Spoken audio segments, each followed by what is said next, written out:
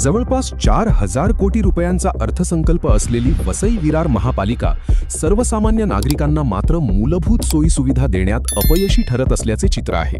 विरार पश्चिमेकडील रेल्वे स्थानकाजवळ असलेल्या बस थांब्यावर साधे शेडही महापालिकेला उभारता आलेले नाही.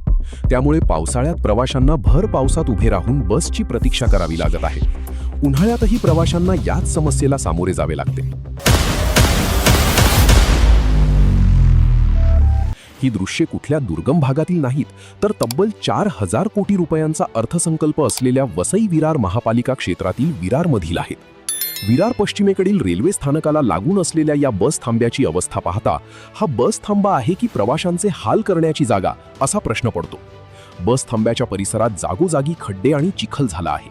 त्यातच बस थांब्यावर शेड नसल्याने पावसात प्रवाशांना भिजत उभे राहून बसची प्रतीक्षा करावी लागते.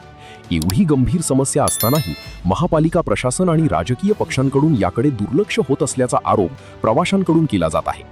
इथे लई त्रास होतो. इथे ऊन पाऊस सगळं आहे. टॉप नाही, छप्पर नाही. इथे खड्डे पुष्कळ आहे. मी हँडिकॅप आहे, पायाला त्रास आहे, पट्टी जखम केलेली आहे. खड्ड्यामध्ये माझा पाय जातो. बस स्टँड सारखा केलं पाहिजे. पहिली गोष्टी. दुसरी बस स्टँड बनवायला पाहिजे. माणसं पाण्यामध्ये भिजतात, उभा राहतात, त्याला वयस्कर माणसाचे पाय दुखतात. तर किती वेळ उभी राहणार? अर्धा तास बसणं असते, कधी कधी 5 तास बसणं असते. भरायला काही वरती छपरा नाही, काय नाही. पावसाळ्यात उभारायला खूप त्रास होतो. ते करून द्यावं आणि बस स्टॉप केल्यानंतर ते जरा भरपूर आम्हाला सोय भेटेल. स्टँडिंग उभं राहायला आणि हे करायला वयस्कर माणसांनाही खूपच त्रास होतो.